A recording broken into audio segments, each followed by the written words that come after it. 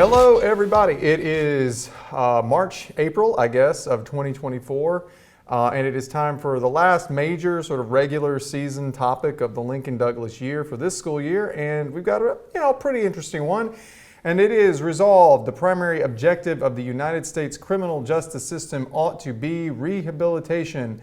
If you've watched the channel before, you know the drill. We put the timestamps and the citations in the notes below. Hopefully that's useful. If it is, do the usual YouTube stuff. Maybe like, maybe subscribe, maybe tell a friend, spread the word about the channel. I have an introduction to make. So with me today is a brand new contributor. Some of you from around the Mississippi area may know him. This is Ben Harvey, very accomplished LD debater and now college IPA debater. Ben, how you doing? Pretty good. Nice to finally be done doing LD and then get back to doing some LD. Yeah. Ben, as some of you may or may not have figured out from the last name and the obvious resemblance, is not only a debater on the team here at MSU, a very, very good former NSDA debater, made it to outrounds at nationals, late outrounds a couple of times.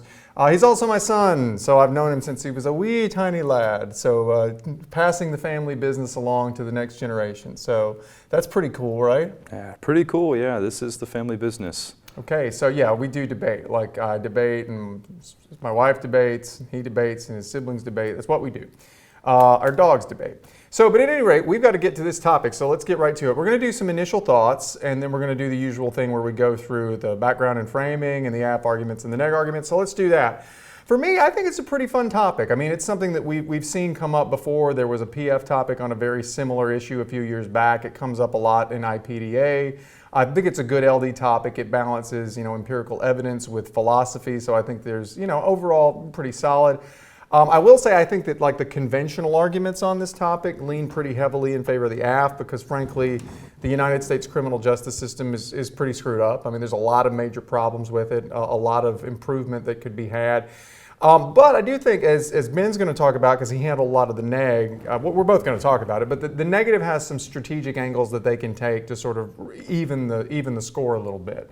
So you have to make some, unconventional arguments, some framing arguments. You have to talk about like what does a criminal justice system exist to do? What is the core function? What does it mean for something to be a primary objective? And you have to sort of pull back and think kind of creatively. But when you do that, I think it evens it up reasonably well, not perfectly, but reasonably well. You are also going to need to be sensitive with things like language and the arguments that you make. You're talking about people who are in the criminal justice system like they are human beings, because they are human beings, obviously, regardless of which side you're on. So you're going to want to be sensitive with that. But overall, I'd say for me, it's like an 8 out of 10. Not perfect, but a pretty good topic, pretty good LD resolution. So Ben, what do you think?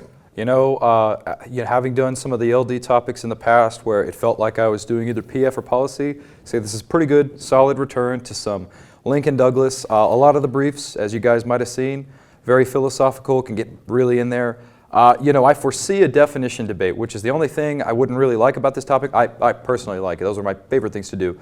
But I feel like most people, are probably going to be a little adverse to that. Overall, 7 out of 10, but pretty good LD topic, much better than the last ones we've had this year. Okay, so averaging is 7.5. That's not bad at all. So what we're going to do is the usual. We're going to talk a little bit about definitions and framing, values and criteria a little bit, those kind of things to sort of get your feet wet on what the topic's about. Then we'll talk about AF, then we'll talk about neg, and then we'll come back with some final thoughts. Okie doke, let's get started with some definitions and framing. There's a moderate number of these and a little bit of depth we need to go into. Not quite as much as some videos, but more than others. So we'll try to be quick about it, but I do think having a good, solid, kind of theoretical understanding of what's going on is important here. It's going to make it a lot easier if you're talking from a full head and you know what you're talking about. So I've kind of got it divided up into questions. So we'll just start with the first question I have, which is what is rehabilitation and what do we contrast it with? In other words, like rehabilitation as opposed to what? And that's really important in a debate around, particularly on the negative, because you have to understand what you might offer as an alternative to a rehabilitation focus. So theorists and officials in the world of criminal justice often talk about like the different core functions that a criminal justice system serves in society. There are a lot of different formulations of this, talking about the different goals of the criminal justice system, but I think it's important for us to talk about this on sort of a general level. We will drop a couple of articles about this, just general background in the notes. We're not going to talk about them specifically, but we are going to take some ideas from them. So the big three in terms of like potential theoretical justifications for criminal justice are deterrence, retribution, and then rehabilitation. So let's talk about what those are, right? So first of all, we've got deterrence. Deterrence is just the idea of reducing the amount of crime committed by people by making the expected cost of crime exceed the likely benefit. In other words, you punish people in order to make it not worth it, to make it such that committing crimes, you're reasonably likely to get caught. If you get caught, really bad things happen to you, that deters crime. Within the world of deterrence, and it's important to know the difference here, there are sort of two different ideas about deterrence. There's general deterrence and specific deterrence. So general deterrence is probably the one you might be the most familiar with. It's just the idea of showing people in general that crime doesn't pay. So when you see on the news somebody has gotten, the police stand up there in front of their big drug bust with all the drugs they've got, and they walk, march people into the jailhouse, with cuffs on and stuff like that, or you see them being sentenced, you understand that committing certain acts and crimes will result in you, serving a sentence, which is very unpleasant. And so people see that, and people, generally speaking, the theory goes, are less likely to commit crimes in general. That's general deterrence. Specific deterrence is also called incapacitation, and it is the idea that you, the specific person who are accused and convicted of a crime, are sort of taken off the board. When we put somebody in prison, the idea is that they can no longer commit crimes, at least while they're in prison. Now, of course, that's not entirely true, because we know that prisons are violent places, they have contraband, they have drugs. I guess the theory would be that it's less damaging to society as a whole. It's certainly damaging to the people in prison. But sort of taking you off the board for a while and preventing you from committing crimes, it specifically deters you. And it might specifically deter you later in life because you've seen how bad prison is. So that's deterrence. And a lot of people out there believe that deterrence is sort of the primary function of the criminal justice system because it's kind of the net benefit that we get, right? It's the idea that, society is a safer place. The next one, and one we're going to talk about a little bit on the negative, is retribution. Retribution doesn't really worry about preventing crime. It just says you've done something bad. You've engaged in like a wicked act, and consequently you've cheated, you've broken the rules, you've broken the social contract. You need to suffer a proportional consequence for the bad deeds that you've done. If you wanted a practical justification for retribution, it would basically be the idea that maybe the victim of the crime or society generally is made to feel better. They're made to feel whole by knowing that the person who did it is suffering in some way, that they didn't get away with it, that they didn't end up being better off. And then the last one, and the one that really I think has only really taken hold in the last century or so as a justification for punishment, is rehabilitation. And this, of course, is preparing a person to re-enter productive, law-abiding society by trying to remedy the underlying problems that led them to commit crimes in the first place, like addiction, mental illness, a lack of job skills, any number of things that might have led the person to potentially commit crimes. Now, the thing about this is that all of these functions overlap. There's no such thing as a purely retributive, a purely deterrent, or a purely rehabilitative criminal justice system. Even in a criminal justice system that heavily emphasizes, say, rehabilitation, the fact that you are in prison for a long time, that's really unpleasant, is obviously going to have some deterrent effect. Right, and we'll talk more later in the negative that actually might be the primary incentive for a prison system to be so harsh. A bunch of evidence that talks about just being in prison, or the certainty that you will go to prison, being the bad enough thing. And that can certainly still happen in a society that prioritizes rehabilitation. Yeah, one of the things that we're going to talk about later is that, like, even if you agree with everything the affirmative says about rehabilitation being good, it's still not the core thing, arguably, according to the neg, that a criminal justice system does, because the core thing is literally just putting people in jail and making it unpleasant for them to have committed crimes. Right. And doing, it might be wonderful to do rehabilitation, but if you don't have what I just said, if you don't have locking them away and making it unpleasant and forcing them to be in a prison, you really don't have a criminal justice system. You have like an optional, sort of therapy system or something. I don't know exactly what it would be. But anyway, and in addition to that, even if you have, the most retributive form of criminal justice system, there's some amount of rehabilitation in the sense of, at minimum, you at least get to see that doing bad things leads to bad outcomes, which might have been something you didn't know before. So they all overlap. And so one, sort of key question is going to be later on, how do we draw like bright lines between them? To decide like when can the judge be satisfied that rehabilitation is not just a goal but the primary objective, and that's a pretty tough thing to answer in some cases. Now, if you're looking at practical examples of what rehabilitation looks like, there's this decent summary from the California Department of Corrections and Rehabilitation. Just as rehabilitative programs and services. Obviously not going to go into this. It's an interesting website. It lists a whole bunch of things, including both programs during incarceration as well as post-incarceration programs. And it includes a whole bunch of stuff that you might well expect, like career and technical education, psychological treatment and therapy, substance abuse, art programs, things like that. You've also got post-release forms of rehabilitation. They're things like transitional employment, housing programs for people getting out of prison. It also includes parole monitoring, and a lot of people don't realize that the whole idea behind parole and the reason it was established is actually a form of rehabilitation. When you're on parole, you're being let out of prison before your sentence is over, but you're being monitored. You have to check in periodically. You have to make sure you're not committing any more crimes. You're not using drugs. You're not abusing alcohol. In some cases, you have to actually look for work, things like that. So it is very much a transitional rehabilitation program. And as we'll talk about later, in a world where we demand that everybody serve their entire sentence day for day because we're tough on crime, that intrinsically takes away from the idea of monitored parole, and it takes away from rehabilitation. So. Right, and this is all really interesting, but one key point in your 45-minute long debate is going to be drawing a very clear line between rehabilitation and other functions of a criminal justice system. So we can ask ourselves the question, as a practical matter, what does rehabilitation even look like when it is the primary objective? If we recognize now that we do rehabilitation, what's going to change in the AF world when we make that our primary goal? So, how can you, as a debater, say, Judge, here's exactly what the AF world looks like? Well, this is tricky for a couple of reasons, because specific rehabilitation programs can and do exist in systems that don't treat rehabilitation as their main goal. So, for example, a lot of you AFs out there are going to point to systems like Norway's, and then the NEG is going to be able to come in and point to that maybe not being their primary function. And we'll talk about in a second, the U.S. shifted away from rehabilitation in the 1980s when we saw a lot of mass incarceration. But even in the 1980s, you still had career training programs in prison, for example, and other sort of things that function to rehabilitate.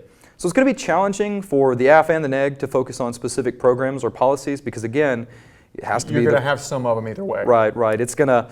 it depends on what primary goal means, but instead I think the key is to identify criminal justice systems, whether in other countries or at other periods in U.S. history, or maybe certain states that we can all agree are heavily focused on rehabilitation and argue that those systems produce better results. That's what the AF needs to be doing, or achieves justice better, whatever your criterion is going to be. So for example, if you just go ahead and Google rehabilitation-focused correction systems, right. The entire first page of Google is going to be filled with articles about Norway. For example, we can point to Megan Denny, and this is something that we'll put again down in the comments and the links. But it says that with educational opportunities and normalization techniques found in Norway's open prisons, this country's prison system has rehabilitation at its core. Right? But again, that begs the question, does that mean that it is their primary goal? So as the AF, you might argue that Norway is the model, so we should ask if emulating Norway would lead to better outcomes in the US. And you could look to sources like the Borgen Project in 2020, talking about Norway's prison system's benefits to its economy. And we'll again link to that down below. Certain numbers talking about how the incarceration rate being 75 per 100,000 people. It's just going to talk about how they're radically low. Norway had a really bad recidivism rate. Recidivism, of course, as you probably know, is just repeat offenders, people who commit crimes again. Norway had a bad recidivism rate. They shifted to a rehabilitation-focused model, and it went down dramatically. So right. They're seen as kind of the model. So take a look at that yourself. But this is just one example, and we'll talk about others later. But the bottom line is this. The simplest way to approach a potentially messy topic where the lines between, deterrence and rehabilitation are blurry is to sell the judge this idea of here's a model of a country that we believe has rehabilitation as their primary objective. Here's what it does well for them. Here's why we want to copy them. right? And so that we can, focus on more specific questions, which is the history of rehabilitation in the U.S. correction system. Now, this could go on for a long time, and we have to be pretty brief with it. Ben already talked a little bit about one aspect of this, but let's just talk about like how it's played out historically and how it's kind of changed recently. We've alluded to it, but let's cover it.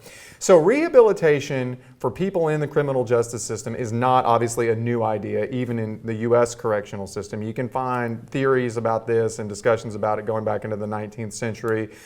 Prison and criminal justice reform was happening even then. But most scholars will tell you that up until the 1970s or the 1980s, U.S. sentencing and prisons had a much stronger focus on rehabilitating inmates and returning them to society. But in the 1970s and 80s, there was a major shift toward a sort of tough on crime philosophy. This was also when the war on drugs began in the 1970s, where we started treating drugs not as sort of a public health problem or just something to kind of be ignored, but as something we had to go and eradicate through police and almost military means. And that meant far less emphasis on rehabilitation. Now, we don't have time to tell the story in full, but a decent summary comes from Michelle Phelps in the Law and Society Review in 2011. Not going to read all of it, but we will pop a key quote up on the screen. As you can see here, the scale of imprisonment in the United States has grown in such a dramatic and sustained fashion over the past 30 years that it has become an obligation to begin articles with a comment on mass incarceration. Most scholars agree that one of the central changes in this period has been the decline of the rehabilitative ideal. In other words, the decline since the 1970s of rehabilitation. The idea that prisons ought to serve as houses of reformation where inmates could be rehabilitated and prepared for a return to society. In place of rehabilitation, deterrence and incapacitation became the explicit goals of prison and political discourse. This shift has alternately been called the new punitiveness and so on and so forth. But the bottom line, as you can see here, is less orientation toward rehabilitation. So I would argue that this historical shift is actually really important to the AF because of something Ben said just a second ago, which is the idea that it's really tough to focus on specific policies, but instead you should focus on specific models.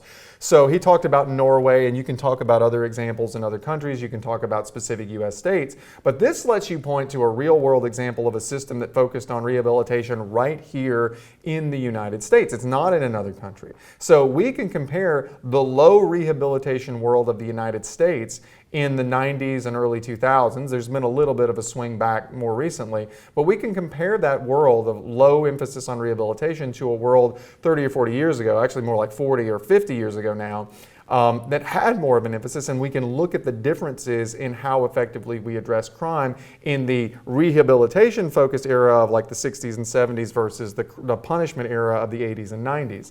So how did that experiment play out? Well, the change didn't work out so good, as it turns out. First, when we made that shift, the prison population exploded, as you can see in this article from Ashley Nellis in the Sentencing Project in 2023. You can see here in 1972, the imprisonment rate was 93 per 100,000 people in the U.S. A prison expansion that commenced in 1973 reached its peak in 2009, achieving a 7-fold increase. So 7 times as many people per 100,000 were in prison. Between 85 and 95 alone, a total prison population grew at 8% annually. And you can see other examples from other states, right? But the idea was the prison population was exploding. We were putting more and more people in prison. Now, it is true that the number of incarcerated people in the U.S. has dropped somewhat in the last decade. People have started to get the message. But it is still nowhere close to the low levels we saw in the 1970s or even the 80s. You can look at this chart, again from the article by the Sentencing Project, and you can sort of see the percentage of Americans, the number of people that are in federal and state prisons spiked massively, again coinciding with our shift in focus away from rehabilitation. It has fallen off, but it's nowhere near to getting back down what it was before. So you might say, okay, Brett and Ben, fine, we have locked a whole bunch of people up, but what about crime rates? I mean, if we locked all these people up, surely crime rates must have gone down because we've been incapacitating these people, right? But they didn't. They did not. This data, and then we'll flash you a chart on the screen later, is from humanprogress.org, part of the Cato Institute, citing FBI statistics on the U.S. homicide rate. And as you can see here, the homicide rate basically doubled.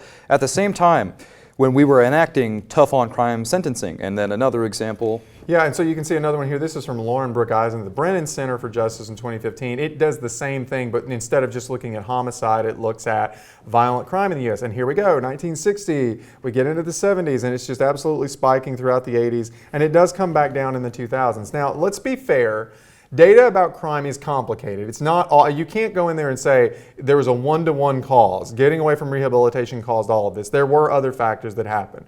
There was a rise in drug use in the 70s and 80s, and when crime went back down in the late 90s and 2000s, the economy was growing. People had an easier time getting jobs. A lot of factors about society economically were improving. So there were other reasons as well. But the bottom line is, at least according to the app, when the U.S. moved away from the rehabilitation-focused model in the 70s and 80s, there was at least a heavily correlated move toward higher crime, higher violent crime, more people being incarcerated. So that's a pretty strong narrative for the app. We've played this game before. We started out getting it right, doing rehabilitation, we stopped, things went really badly. So that's a pretty powerful story for the app to tell. How does the neg start pushing back against it? Well, I think one way to start pushing back against it, like we said earlier, is kind of with the framing and definitions, and that is to be very precise about the terms of the resolution. So then let's look at the first key term, which is criminal justice system. So it's actually nice. In college debate, IPDA, what we do, the AF has the right to define. So it's crazy to me that the negative could offer a counter definition. But criminal justice system is going to be, the linchpin of a lot of negative arguments. So it's a question about the scope of the argument. Well, when we ask this question of what does it mean, well, why does it matter? Well, first, if we define criminal justice system just as prisons and courts, it makes the burden a little bit, actually a lot easier for the AF. Right? Because I think that most people can intuitively agree prisons and courts probably shouldn't be seeking to, to torture people or to track them down and hunt them. That's the job of the police.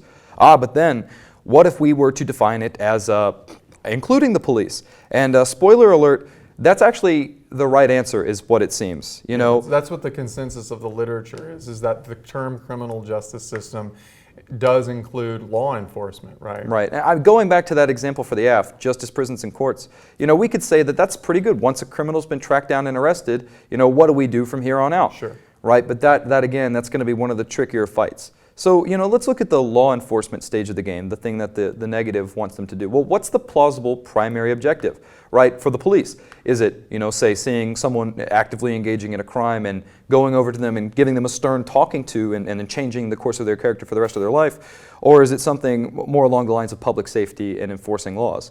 It seems to me that it would be that second one, which is why the negative is really going to want to capitalize on this early in the framework. So, so just to be clear, if you are able to sell the judge, look, judge, and we're going to talk about this later about how the criminal justice system is arguably too big and too broad to say that it has any single primary objective. But the argument would be that if we include law enforcement, police, right, investigations as part of the criminal justice system, the police are not and should not be thinking, if they're walking down the street and see somebody with a gun to their head getting robbed, they should not care really much at all about rehabilitating the person with the gun. Their primary objective is undeniably upholding basic public safety, and maybe their second objective is fairness and due process. And if you go down the list of what their priorities are, rehabilitation is probably double digits at best, right? Right, and so when you extrapolate these concepts across the entire criminal justice system, you have a cop doing what Brett, my dad, you can call me Brett. Bart said just a second ago. As a cop, your primary objective is to make sure no one else gets killed. When you see a gentleman with a gun, right? Then you're robbing somebody. Then your secondary objective, make sure the person getting robbed doesn't get robbed. And then maybe you might think about making sure that this person is arrested, so that they can be rehabilitated later. But again, you have to argue that the primary objective is public safety and everything else, right? Like whether the guy was stopped from shooting someone else, that's all downstream and secondary when we focus on public safety. So on that note, what does the literature say about defining criminal justice system? Well, the short answer is the broader definition that includes law enforcement is the consensus correct definition. If you want a succinct example, there's this definition from the State of Connecticut Office of Victim Advocacy in 2014. It just says that a criminal justice system is the network of institutions through which an accused offender passes until he is acquitted or convicted, his charge is dismissed, or his punishment ended. The system typically includes three components, and this is very important: law enforcement, the judicial process, and corrections.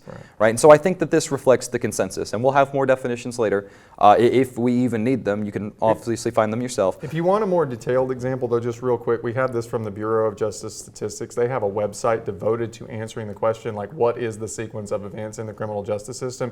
And as you can see here, they have this chart that like clearly shows on the left-hand side in the blue that things like reporting crimes, investigating, and arresting criminals is clearly part of the criminal justice system.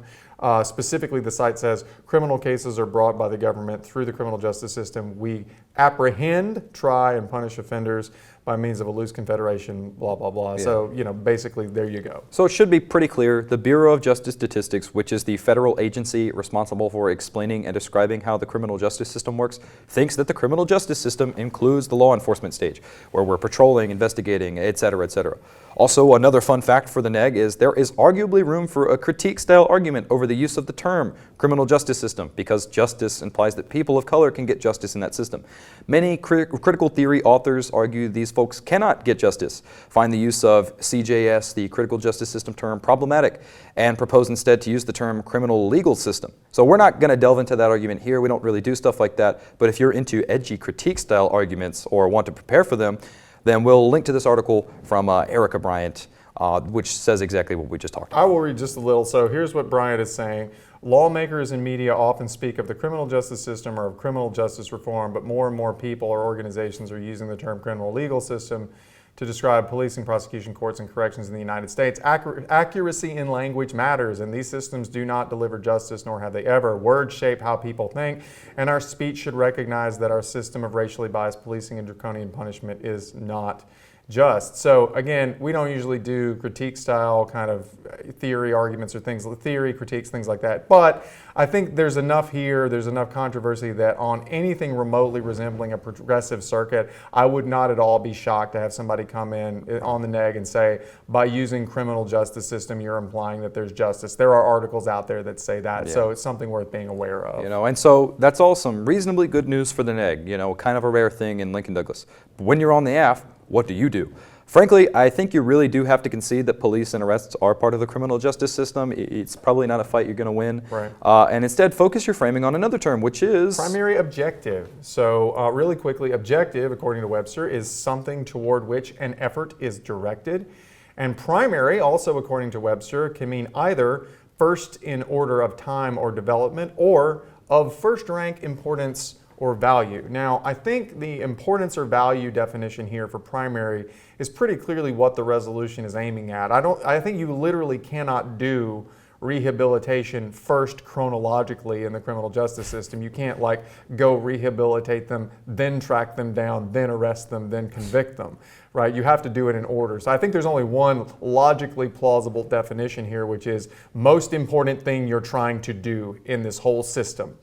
And I think the key for the AF is to argue that by using the term primary objective, the resolution isn't really asking like what's the most important thing you need to be doing right now. So we said earlier, a patrol officer doesn't need to be worried about like the long-term life prospects of the person with the gun pointed at somebody else.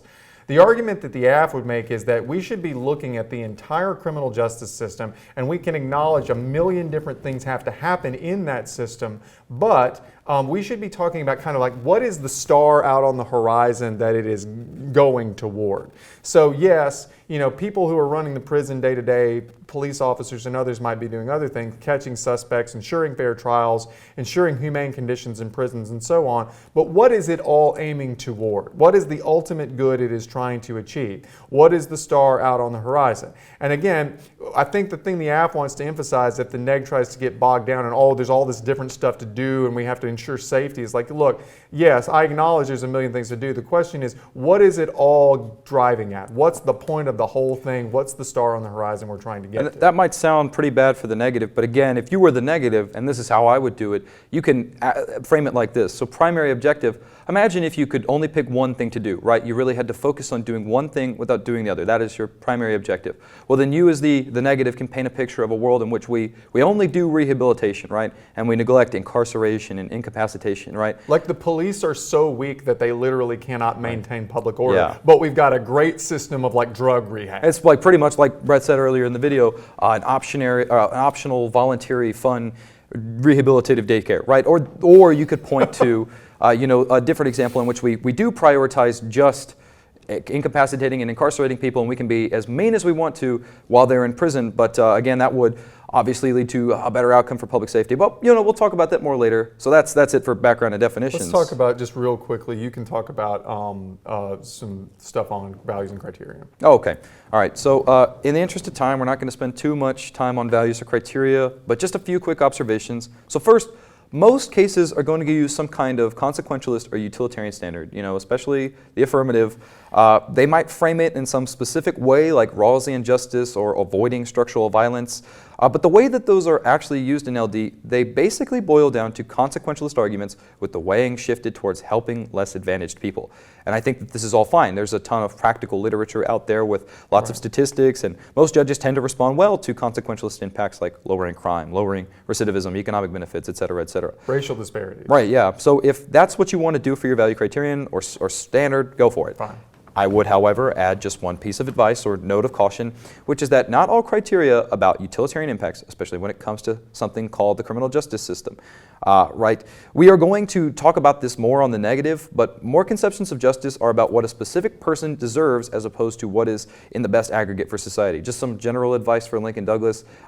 Get familiar with these kind of terms, justice. Go read the Stanford Encyclopedia of Philosophy entry on it. But anyway, for example, if a person does something really horrible, maybe they don't deserve to get the benefit of career training or art classes or whatever the hell. Even if we think that might make society better off, imagine a horrible mass murderer murdering, getting sentenced to prison. He's going to be there for 10 years, fair enough, but he comes out with a bachelor's degree in fine arts. And this is the idea behind the concept of retributive justice, retribution, that we're going to talk about in a minute.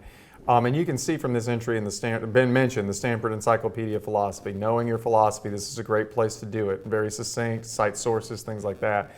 It just holds that it is intrinsically morally good and right to, like, if you will, punish the wicked without reference to whether it creates greater social good. So we'll just pop up the entry from Stanford here on the screen, and you see it is intrinsically morally good. Good without reference to any other goods that might arise if some legitimate punisher gives a person who's done wrong the punishment that they deserve. And when you're writing your negative case, really do keep that in mind, right? Without reference to any other goods. So in other words, in a resolution that makes reference to a criminal justice system, there is an argument that the, quote, primary objective should be giving criminals what they morally deserve based on the actions they committed, and that any other considerations like rehabilitation are secondary at best. And we will definitely hit that on the negative. So there you have it. A quick rundown of the background and framing. So now let us jump to the part that you have all been waiting for, which is the stuff you will actually copy paste into your cases. Haha, just kidding. But it is the arguments on the aff and then on the neg.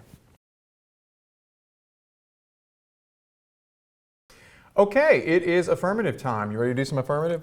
I love affirmative. Me too. Let's do some.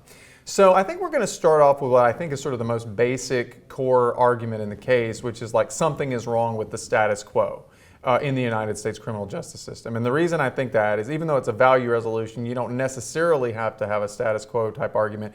It has ought, and ought strongly implies that something has to change. And if we're going to change something, that means we need to say that something is wrong. So the way I have this labeled is the status quo is focused on punishment and it is failing. So we could spend a lot of time on this because there are plenty of sources, but we're going to cover some of parts of this later on in other arguments, so I'm going to go pretty quickly. There are really two basic things that I think you need to show at the core of the case on the app, which is number one, the U.S. criminal justice system has turned away from rehabilitation. It is not focusing on rehabilitation. And number two, this has had terrible consequences. So let's start with the criminal justice system has turned away from rehabilitation. We already spent a fair amount of time on this. Talking about the shift away in the 1970s and 80s, so we're not going to spend a ton of time on that. But if you do want a succinct source, we will pop it up on the screen here. This is from Liz Benecke, the Harvard Political Review in 2021. As you can see here, it talks about how the war on drugs was introduced and popularized in 1971. It talks about how the 1989 Supreme Court case of Mistretta versus United States authorized and upheld the U.S. federal sentencing guidelines. And basically, in the view of many experts, sort of removed rehabilitation from like serious consideration. The sentencing guidelines were meant to sort of enforce, like strict enforcement of the entirety of a person's sentence, or very close to that. And it was seen by many experts, including, Benecki here, as sort of getting rid of rehabilitation as a serious consideration in the criminal justice system. So the next thing we need to be able to show, assuming we show that, and you can use that card or any other card you want, that's just a succinct one to say that it's shifted, is that this shift has been a disaster. So the status quo in U.S. prisons leads to much higher recidivism rates than in other rich countries. Now look, recidivism is not the only impact, but it's the one we're going to focus on here, because stopping recidivism, keeping people from committing more crimes later, is generally seen as kind of the core function that a criminal justice system has, at least when you go all the way through it. You go all the way through the prison system. You can't go back and stop the crime that happened before, but you can prevent more from happening in the future. So in the United States, recidivism has gotten really bad under a non-rehabilitative system. So this is from Leonardo and Tangeli and Matthew DeRose in 2021. It just says 66% of prisoners released across 24 states in 2008 were rearrested within 3 years, and 82% were arrested within 10 years. Moreover, recidivism in the United States isn't just objectively bad, it's terrible in comparison to other rich countries. So here again, we look to Norway, but we could look to others. Madeline Hayden of Western Michigan University, 2023. Recidivism rates in the United States at 70% are almost triple that in most European countries, with the example she cites being Norway, and you can certainly find others. Now look, there are definitely other impacts that we're going to talk about, like racial disparities in economics and things like that. But the core story is the point of a criminal justice system, at least at the point you go all the way through it, right, through the correctional system, through prison, is to prevent you from committing more crimes in the future. And what we're doing in the status quo is, because we've gotten away from rehabilitation, we are sending people back out into the world totally unequipped, unprepared, and they are almost inevitably going to be committing more crimes to an extent that you just don't see in other developed countries. Right, and now we have done the thing that the affirmative always does. Show you how the world is terrible. Yes. So we need to show the judge that we can actually turn things around, and we'll point to rehabilitation. The solvency argument, to use a policy term, is simply that rehabilitation works. There are plenty of ways to show this, and we talked earlier about how crime rates in the U.S. were significantly lower before we pulled back from rehabilitation in the 70s and 80s, but you can also look to international comparators like Norway. Now, we're going to flash this on the screen, but according to First Step Alliance, actually we may not flash it on the screen, but anyway, according to First Step Alliance, before Norway's prison reforms in the 1990s, the country had a recidivism rate in the range of 60s to 70s, right? 70%. Today, Norway's recidivism rate is based on reconviction within 2 years, and it's 20%, the lowest rate in the world. The rehabilitative aspect of Norway's prison system is credited as a primary factor in the low recidivism rate. Can I just interject here, by the way? This is a really good card if you're going to use Norway, because it shows Norway isn't just some paradise that has always had low recidivism. It's not just some place where like the socioeconomics have meant that nobody goes back out and commits crimes. They actually had to implement policies focused on rehabilitation, and before they did that, they had rates that were similar to ours. Right, you know, I can imagine around happening where the affirmative is making this a key talking point, a key voter, right? We've had a very similar situation in which we've had a country with a similar recidivism rate, and we achieved, or they achieved, the result that they wanted, right? But rehabilitation also works in the U.S. when implemented. Going back to that same person, Liz Benecki with the Harvard Political Review, she writes in 2021, prisoners who participate in education programs have a 43% lower chance of being reincarcerated than those who do not. And for every dollar spent on prison education, the government saves $4 to $5 on the cost of reincarceration. So prisoners who are taught valuable skills and have a job during the time of their incarceration are 24% less likely to recidivate. And that's really the really basic story of problem and solution. Yeah. So now Brett's going to look at some more specific and nuanced areas where rehabilitation would be beneficial. Yeah, so that's the core story. We have a problem, we have a solution, and I think that's something that, unless you do a really theoretical, like moral argument about like moral desert or something like that, those are things that show up in basically every case that deals with consequential arguments. Now we start looking at some more specific stuff, and the next one I have is rehabilitation is essential for drug offenses.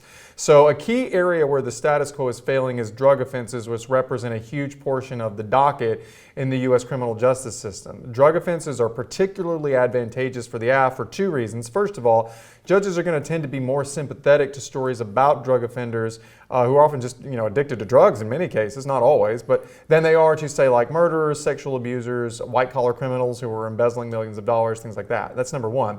Number two, drug offenders in most cases require some direct rehabilitation in the form of treatment to return to society. If a person is physically addicted to drugs and you turn them loose, it doesn't matter how intimidated they are, they're very likely to return to crime.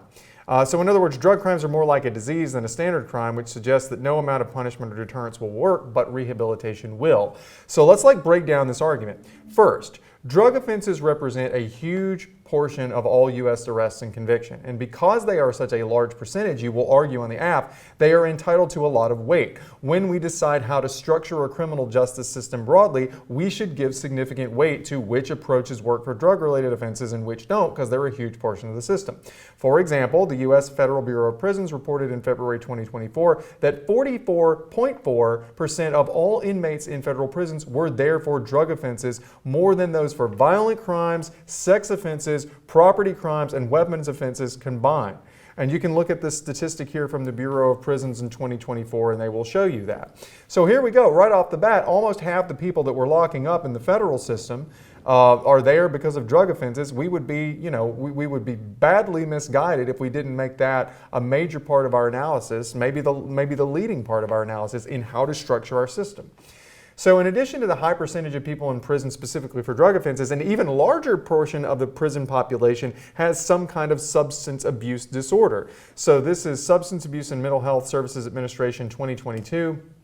And it says, it is estimated that 63% of people in jail and 58% of people in prison have a substance use disorder. People with these disorders have challenges in getting appropriate treatment, and often incarceration exacerbates their symptoms. This can lead to individuals staying incarcerated longer than those without behavioral health concerns.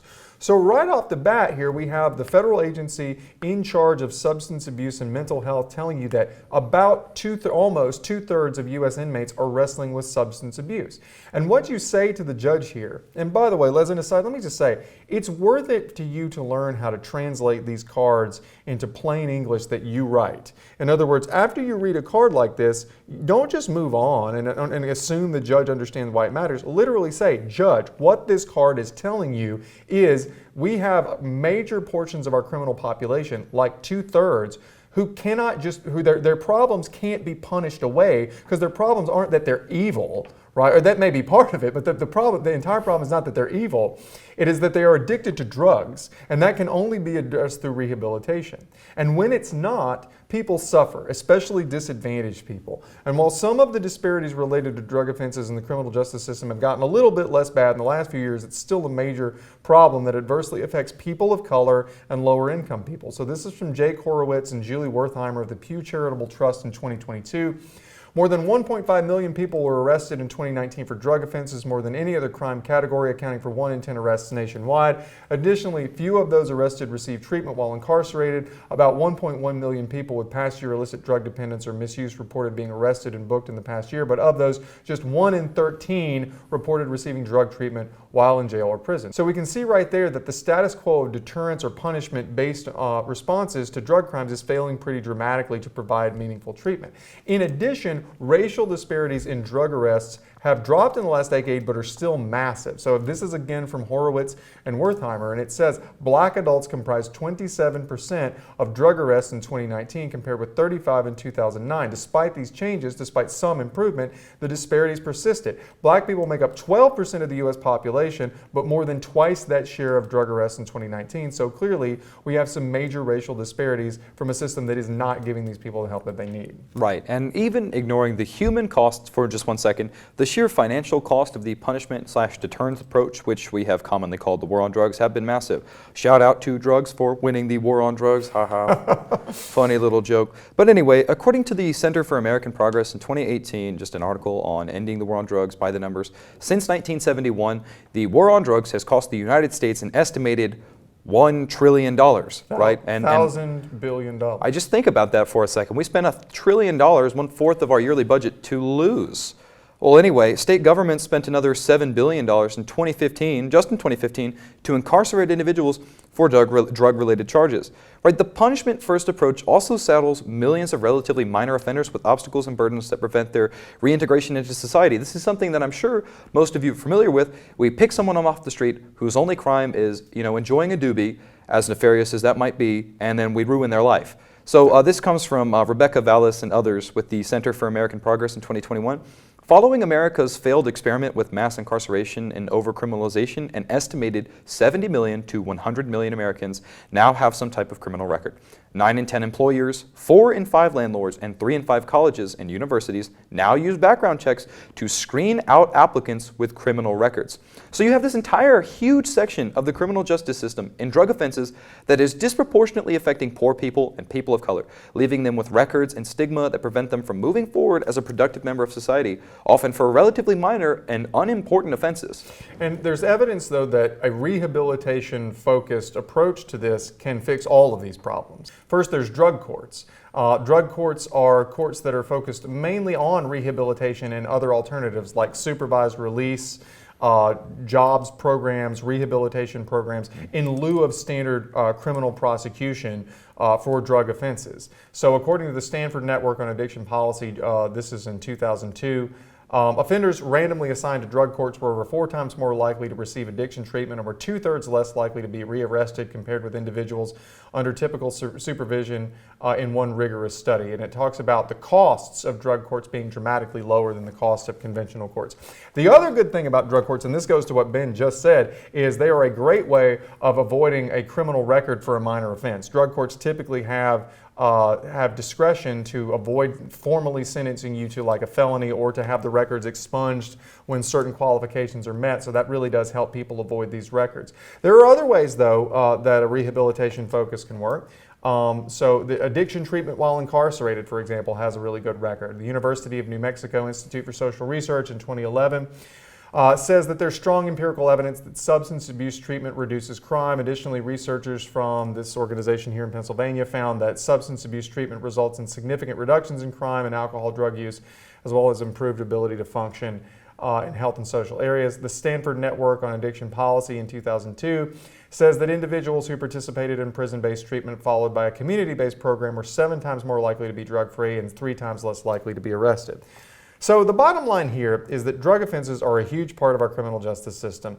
They impact people of color and low-income people disproportionately. They cannot be addressed by deterrence or scaring people out of them because they involve chemical addiction, at least they usually do. And so the only real solution here to like half, or in some cases more than half, of the problems we see in the criminal justice system is a rehabilitation-first program to deal with this massive swath of drug crime in the United States and all the other social problems that it yields. And speaking of other social problems, what about the cost of operating the criminal justice system in the status quo?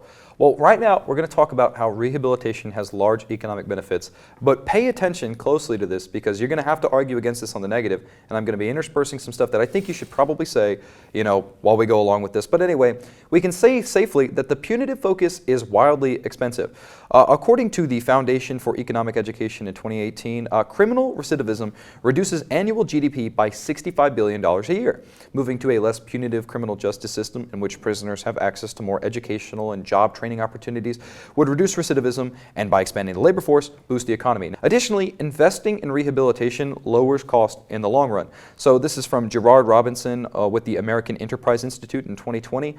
A Rand Corporation study found that incarcerated people who participate in correctional education have a 43% lower likelihood of recidivating and 13% higher odds of post-release employment than those who do not. The Vera Institute of Justice, meanwhile, estimates that every dollar spent on prison-based education saves taxpayers between $4 and $5 later on. The idea here is just common sense. If you invest a relatively small amount in helping a person re-enter society, you not only get a productive employee and taxpayer, you also avoid future costs of arrest, prosecution, and incarceration. Should be pretty easy to explain and sell to most judges. I think that the affirmative is going to have an easy time selling this. Right? And it's not just guesswork. There is some very recent high-quality evidence supporting the idea that rehabilitation is a net economic generator. Yeah, so this is, we're not going to read it, we're just going to flash it up on the screen, but this is a really good meta-analysis from just last year in 2023 by Ben Stickle and Steven Sprick-Schuster, some fine names there, talking about basically what Ben was talking about a second ago, which is like the dollar multiplier.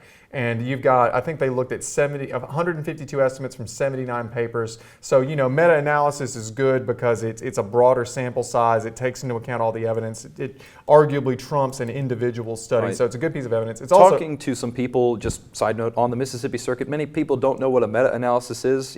Fair enough, it's just a study that compiles other studies. It's a study of studies. So you need to be able to explain that to a judge. A meta-analysis can be the difference between winning the evidence fight and not winning. But anyway. Yeah, no, yes. So if they have a study that like one set of authors did with one sample group, and you have a meta-analysis that in this case has 79 different papers, your argument would be my sample size is much bigger. My meta-analysis incorporates many different ways of looking at the problem, and assuming the meta-analysis was done correctly, and it's highly unlikely the other side will be able to show that it wasn't, it should be given greater weight. But anyway, what this one shows is that you basically get $3.05 of return to society, basically, for educational programs for prisoners in the correctional system. So again, it's sort of saying, it's a force multiplier. Yes, it's going to take some money, but at the end of the day, it's an investment rather than a cost.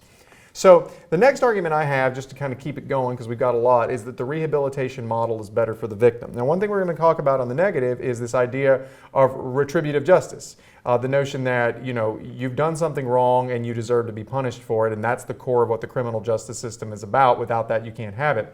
One of the main justifications for that, though, is that arguably this is what victims expect. This is what, if you've been a victim of a violent crime or a property crime or something, you want to see the person who did it to you suffer. But actually, there's empirical evidence that most people don't see it this way, and that victims prefer rehabilitation. So this is from the Alliance for Safety and Justice in 2016, and it says, by a 2-to-1 margin, victims prefer that the criminal justice system focus more on rehabilitating people who commit crimes than punishing them.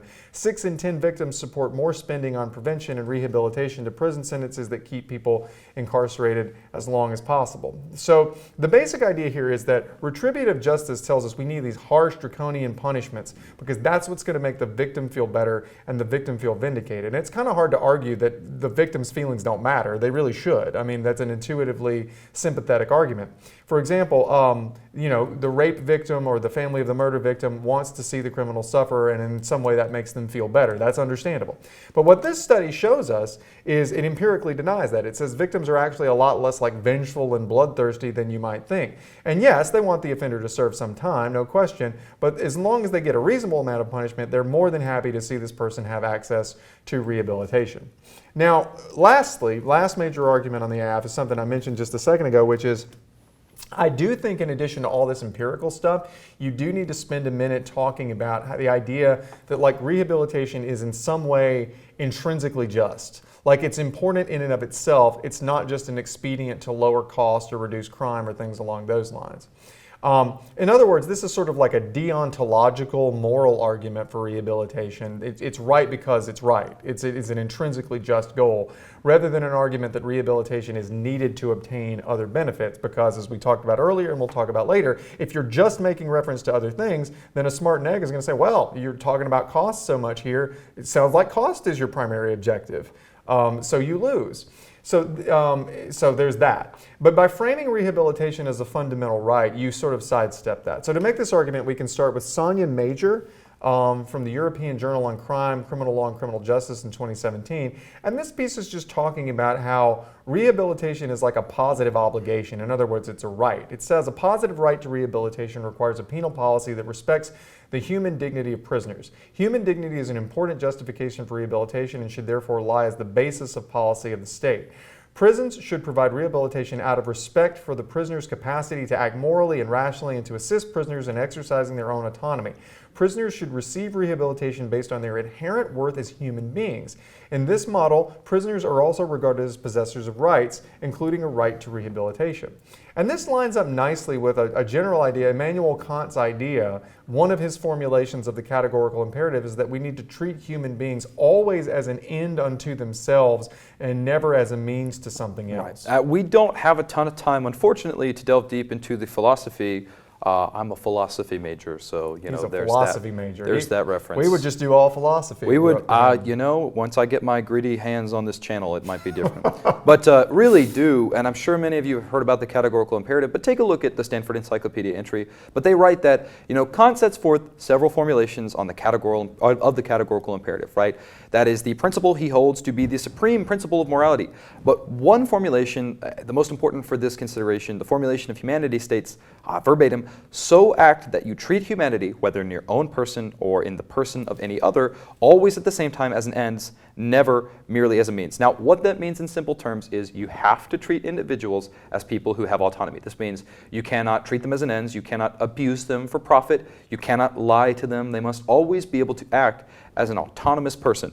Right? And the takeaway here is pretty simple. When a person is being held against their will by the state, even if it's for a good reason, the state has a moral obligation to try and help that person resume a meaningful life in order to treat them as an autonomous actor. And it's not because it's like good for society or it's less costly or it leads to less crime. It's because this is a human being we're talking about. And when we stop treating human beings as an end unto themselves, we see really bad things happen. When we start treating people as a means, we see things like genocide, like slavery and apartheid and things like that. But we also, when we see these prisoners as being a means to an end rather than human beings, we see less sort of prominent, extreme, but still terrible things like the awful conditions we see in U.S. prisons and the neglect of the underlying social causes of crime. So by endorsing an affirmative moral right to rehabilitation, Judge, you force the system to take those things into consideration, to never allow, the abuses of a neglectful, violent criminal system and to never go down the road toward these atrocities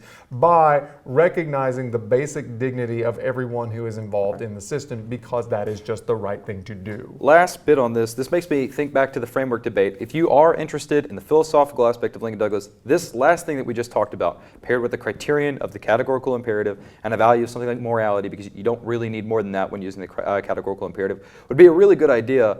So, go read that article, because this could form the largest part of the basis for your affirmative case. Because a lot of negatives are going to come in loaded for bear to try to hit back on the empirical stuff, Mm-hmm. on the consequential stuff. But if you sidestep that and say, I don't even have to defend that, all I have to do is show that rehabilitation is a better way to treat people with dignity as human beings, and even if it costs a lot, even if it doesn't work. In terms of reducing crimes, we still have to do it because they're human beings. There's a lot of Lincoln Douglas debaters out there that just don't know what to do when you say things like that. Yeah, they think it's PF. Right. So anyway, that is the AF. We will come back in just a second and do the negative side of the topic. All right, it is time to go negative. So LD is stupid and I hate it. I hate it too. Yeah, it's awful. No, seriously, it's time to talk about the negative side of the topic. So let's jump right into that. I'll get us going, and then Ben will do a whole bunch of stuff too. So let's first talk about the idea of how retributive justice, rather than rehabilitation, arguably needs to be the priority. So the app is probably going to spend a lot of time, just like we did just a minute ago, talking about these utilitarian, consequentialist outcomes, these good things that happen as a result of rehabilitation. But I would argue that there's a pretty strong argument that justice, the word justice, is really not about purely utilitarian outcomes. We hinted at this earlier, but let's sort of tease it out.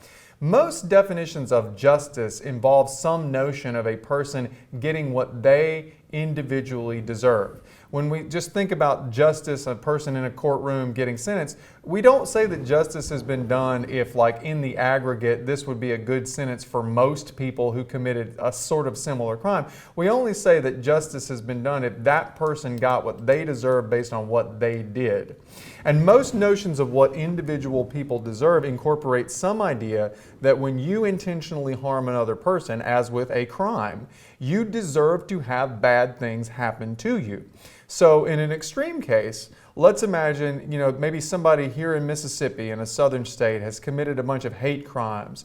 Maybe they've gone around some small town. Let's just say, for the sake of argument, this is a white defendant. He's gone around a predominantly African-American town, terrorizing the residents. He's assaulted them, stolen from them, vandalized their property, attempted murder, you name it. And he's caught, and he's convicted, and he's sentenced to prison.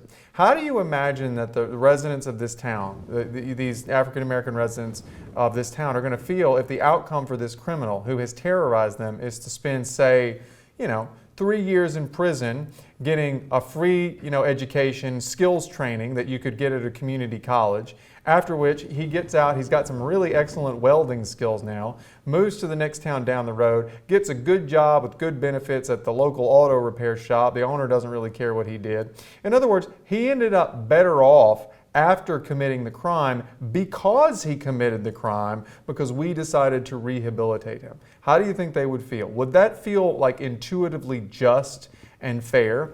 And the reason I use that example is because it's often very easy to sort of think of many criminals and stereotypically as being sympathetic. But we have to remember that criminals do really bad things. They murder people, they rape people, right. They steal property. And they sometimes commit racial hate crimes. Sometimes they are CEOs and public officials that embezzle money and leave people without the money that they've saved and things like that. And as the negative, you want to get at the wording of the resolution, primary objective. You can even agree as the negative that there's some cases in which there are sympathetic defendants Sure. who committed a crime because they were in a bad situation and we should rehabilitate them. Right? But when we say primary objective, it means that this is what the criminal justice system is intending to do with almost every person that it takes in. Right? So if you can prove that most people, or even a large number of people, don't really deserve to end up better off after their crime, then no, our primary objective should not be this. That should be a secondary consideration. And we will come back to that. But this idea of moral desert, right?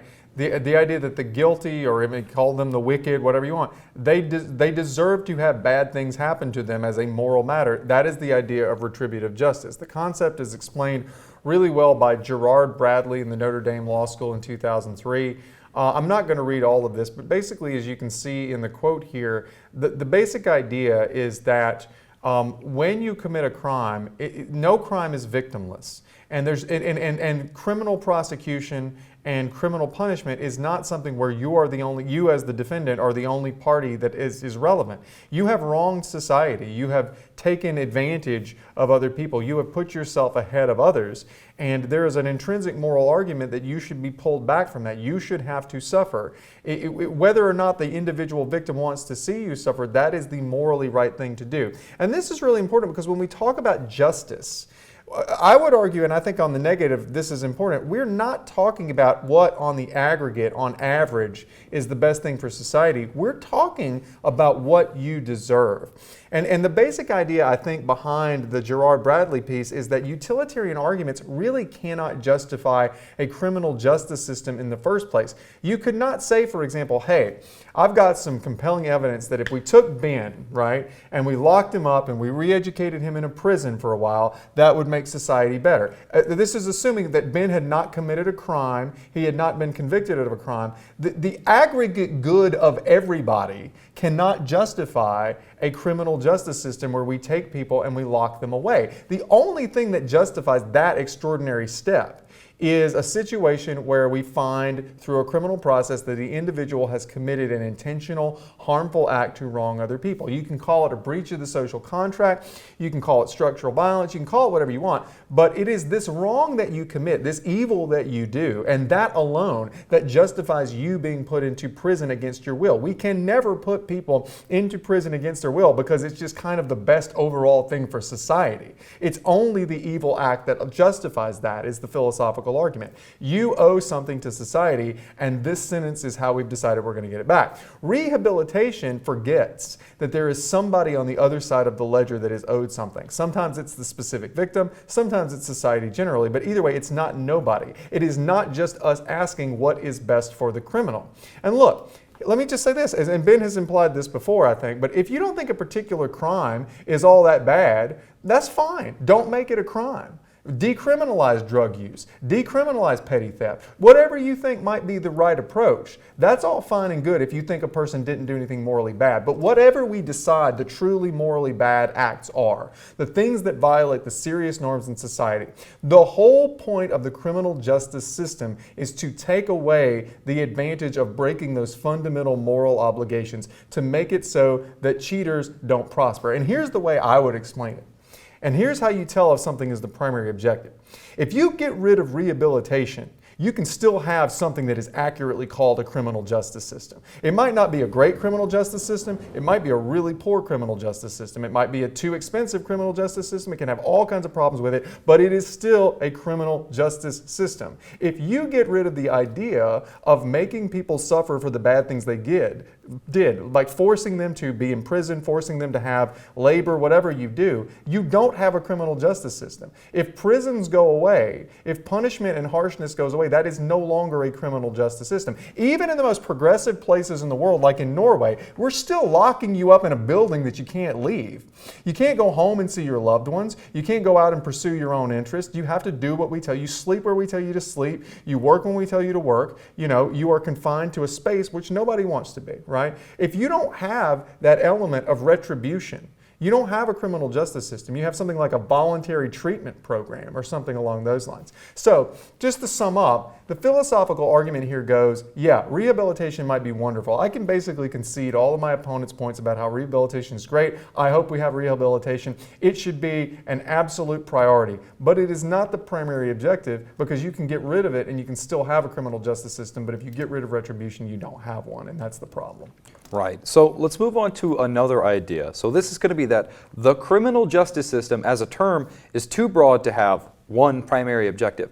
So this comes from the U.S. Office of Justice Programs back in 1977. I know, very, very long time. But it's still, well, you know, things that originated in the late 1970s, I find, are often fantastic and really informative. I prefer the early 2000s, but whatever. Well, according to the U.S. Office of Justice Programs, the criminal justice system consists of the police, the courts, and corrections. I know, we said this earlier in the video. I did say, sorry to spoil the surprise, but it does include the police. Well, another interesting thing here is that most writings, and this does not come from the source, this is just observation that my dad and I have done over the course of research. You still don't know what to call them. But anyway, most writings that you'll find will be about how prisons should focus more on rehabilitation. Some about the courts too. There are arguments to be made there, but certainly not the police. Right, so you as the negative really need to be capitalizing on this. We'll read another definition just so you can have it, and again, we'll put it down in the links. You can just Google this. From Oxford Dictionary, the entry on criminal justice system is the system of law enforcement that is directly involved in apprehending, prosecuting, defending, sentencing, etc., but it says apprehending. So there again, we can see more of the consensus and just one final definition, because I know you guys all love them so much. Cornell Law School says that criminal justice is an umbrella term that refers to the laws, procedures, institutions, and policies at play before, during, and after the commission of a crime. So before, during, and after, that obviously includes the police. Okay, so just so we're all very clear here, it seems that the professional consensus on the decision is that yes, criminal justice system includes the police. So, like we said before, capitalize on this is the negative. What I would say in practical terms is there is almost no room whatsoever in the average police officer's mental bandwidth while they're out enforcing the law to think or care about rehabilitation. And so it just doesn't make sense. It's like saying the primary focus of, the government. Well, there's 100 different government agencies, and what the EPA is doing is utterly unrelated to what the Department of Education is doing. Right. And if you try to make them focus on the same thing, they're probably all going to do a poor job. If you ask police officers and shift captains and dispatchers to start thinking about rehabilitation and make that their primary objective, they're going to do a worse job at what they do. They do not have time. They do not have the bandwidth to do it. Asking them to do it is ridiculous. But anyway, let's talk about another just sort of rhetorical argument, and that is that they are not mutually exclusive. What do I mean by they? Well, I mean priorities. Right? To say that the primary goal should be to rehabilitate is to say that prisons and courts and police exist to rehabilitate, but that's not the case at all. Think about it like this. You could agree that your job should be enjoyable and provide you a sense of satisfaction, but that's by no means the primary function of your job. You go to work because they pay you, right, and you wouldn't go to work if they didn't pay you. It's just the case for prisons and other parts of the This is what we said just a second ago, which is like, look, and I think this is strategically important for the negative, we can basically concede all of your evidence, Av, that rehabilitation is good. it's still not the primary focus. Again, having fulfillment and fun at work is very important. We completely agree with that, but it's not the primary purpose of having a job. The primary purpose of a job is they pay you. And you get money for working. And the same thing here, the primary focus of a criminal justice system is to basically punish people who do bad things, and anything beyond that is a second order consideration. And here's how you sell it to the judge. As a debater, it's important to learn how to speak to people, but you pretty much just say, Judge, if you think that we as a criminal justice system can both rehabilitate people, penalize them, and deter them from committing future crimes, then you have already agreed that there's no reason to have rehabilitation as our primary goal. We can do them all together with no trade-off. Stand up in cross-examination when you're on the negative and say, okay, so let's assume all these things that you're saying about rehabilitation are really good and important. Why can't we do them in a world where we give people appropriate punishment? Why do they go away if they are one of, say, 3 equally important goals? Or why would they even go away if they were slightly less important than, say, punishment? I mean, what practical loss is there if we admit that punishment is number 1 and a rehabilitation is a close number 2?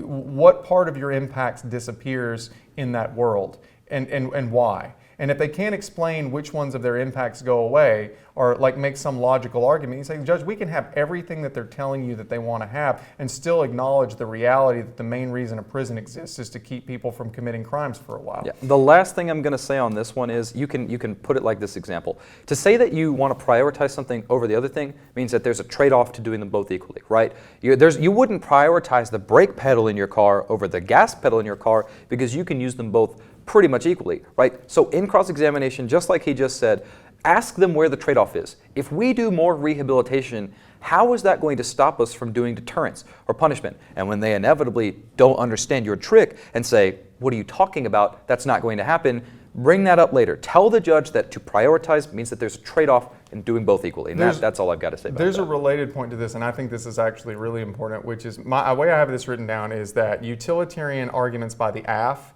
implicitly concede the round to the neg. Mm-hmm. When we say something is the primary objective, we mean, it, as I said earlier, that it is the ultimate end toward which, in this case, the criminal justice system is aspiring. If you then get up as the affirmative and say, we need to do rehabilitation because, and I've said this before, we need to do rehabilitation because it achieves less crime, it achieves less recidivism, it achieves lower cost, it achieves lower racial disparities, whatever you want to say, you are implicitly conceding it is not the primary objective, it is simply a means to an end.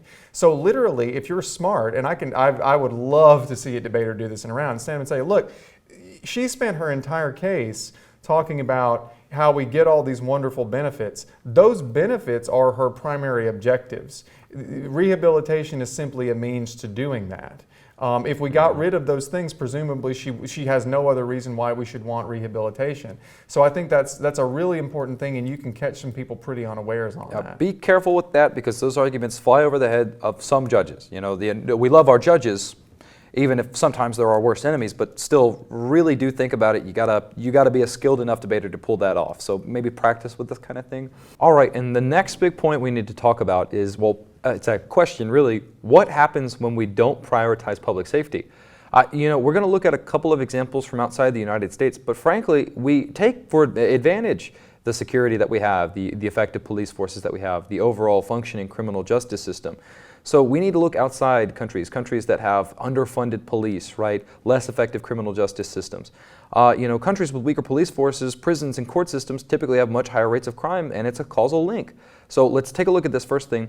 Weaker police forces lead to more violence. Now, according to the International Police Science Association in 2016, an organization that takes a bunch of different metrics and goes globally and compiles the effectiveness of police forces in different regions, well, if you take a look at their findings, and we'll flash this up on the screen, but you see that North American police forces are the most effective, and Sub-Saharan African police forces are the least effective. Well, why does this matter? When you cross-reference the findings from the study above, which measures the effectiveness of police forces, et cetera, right, with rates of violence per country from the World Population Review or any other organization that does it by country, there's a pretty strong visual correlation between having a weaker police force and greater levels of violence. You can use this data in place of the examples, but we're actually going to talk about quite a few examples just so you can simply and effectively explain to the judge, this is actually what it looks like when we do not fund our police properly or prioritize enforcing the law.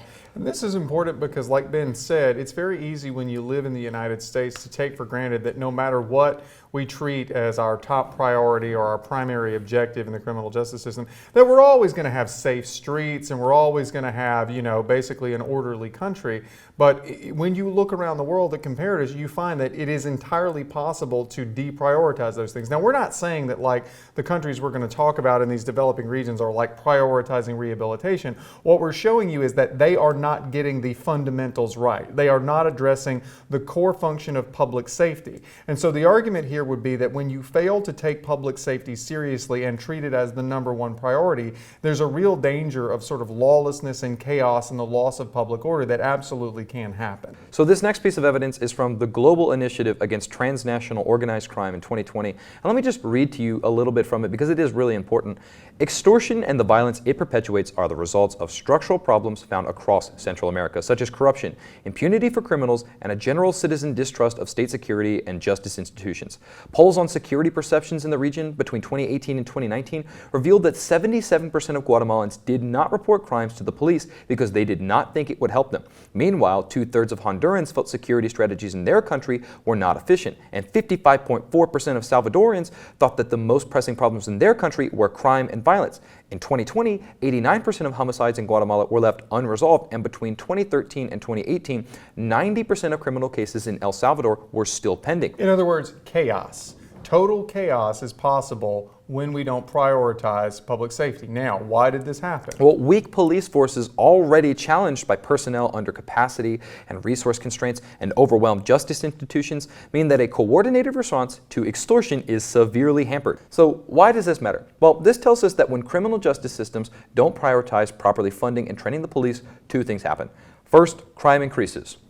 Duh. But secondly, when that crime increases and there are no official channels through which to report that crime, there are not personnel available to fight that crime, citizens feel unable to have voiced their concerns, and rightly so, because they quite literally aren't able to. So let's take a look at a couple of examples just so you have some story to tell the judge. We'll start with South Africa. It's a pretty good one. From the World Population Review in 2024, South Africa has the 3rd highest crime rate in the world. It's about 75.5. Well, why is this? We can point to a South African Law Commission paper which was done in about 2003. I say about 2003 because this is actually from the South African government, but they neglected to put the year in there. It seems that the general consensus, though, is 2003. This is, again, from the South African government, and they say that for murder, the conviction rate in South Africa is considerably below that of the United States, England, and Wales. It's only 11% of murders reported in South Africa result in conviction after 2 years, compared with 49% in the United States and 56% in England and Wales. Similarly, for rape, the South African conviction rate lagged behind the other two jurisdictions. Only 7% of reported rapes in South Africa had resulted in a conviction after 2 years, compared with 19% convictions in the United States and 10% in England and Wales. Right? So this tells us that South Africa has absurdly low conviction rates. And the result specifically on rape in the case of South Africa, if you note the World Population Review piece that Ben cited, is that literally 1 in 4 men surveyed by the South African Medical Research Council admitted to committing rape. So that tells you that 1 in 4 men are willing to just admit straight up that they have committed rape. This is a situation where we're talking about absolute chaos. So let's take a look at Venezuela now. From the World Population Review, again, they've got a crime index of 83.76. That's the highest of any country in the entire world. We'll keep this part short, but according to Ana Ayuso with the International Catalan Institute for Peace, given their low salary, she's talking about the police, they are very vulnerable to being co-opted by criminals, and many end up involved in the commission of crimes, which has facilitated the progressive penetration of organized crime. The involvement of members of the police force in drug trafficking is nothing new. It has been happening for decades. Pretty simply, what this means is that the police in Venezuela are paid so little, and this happens in every country where this happens, that they are more likely to join a gang where they have real prospects of making money than actually doing their job as a member of law enforcement. So that is what we've got on the neg. Again, as we said, you kind of have to be a little bit more strategic. You have to think about in terms of the structure of the arguments as opposed to pounding people with impacts. It is a little bit challenging in some ways, but I'm confident that you guys can make the best of a somewhat tough situation. And so with that, we will come back in just a second with some final thoughts. Okay, let's wrap this up with just a couple of final thoughts on the resolution. So for me, I really want to focus on the negative in these final couple of thoughts. Again, you've got to be very diligent and very careful to go and win the framing of this, right? Criminal justice system includes all of the things that we said that it includes. So just go back in the video and make sure you're very familiar with those, right? Tell us a stink story, right? I think that this is a good resolution. It really allows for some argumentation, but it's going to be either won or lost at the framing level. Yeah, and I would say, the things on the negative that you really need to focus on are, number one, the idea of the primary objective and making the AF tell some story about why you can't do both, and then really talking about things that the AF is probably taking for granted, like public safety. In other words, explaining why keeping basic public order is a prerequisite to all of these other things that we might want to have in terms of rehabilitation and all these other things. And also be a little clever. I mean, if the AF really does go all in while you are on the negative on talking about these utilitarian arguments and here's all the wonderful things that we're going to get from rehabilitation, nail them down on that in cross-examination. Ask them, okay, so your case was if we do rehabilitation, we get this, right? And we get this, right? And we get this, right? Have I got everything? Those are the benefits, right? Get back up and say, my opponent has basically conceded this isn't the primary objective. Rehabilitation is simply an instrumentality that we use to achieve these other primary objectives like cost or whatever he's talking about. So those are my thoughts on the negative. Generally speaking, take your time to read the underlying literature, know what you're talking about, know a little bit about the history of rehabilitation in this country, know a little bit about comparator countries, not just Norway, and always speak from a full head. And as Ben said, be able to tell the story clearly, particularly on the negative. So that is all we've got for what is, I think, a pretty interesting March-April topic. So we will, I guess, I'm not sure, maybe see you for a Nationals video, I don't know. Maybe see you next year when I guess Ben and his buddies hijack this part of the channel and sort of do their own thing with it. Yeah. But either way, just remember, as we always say on this channel, debate is for everybody. So remember to work hard, have fun, and hail Staley.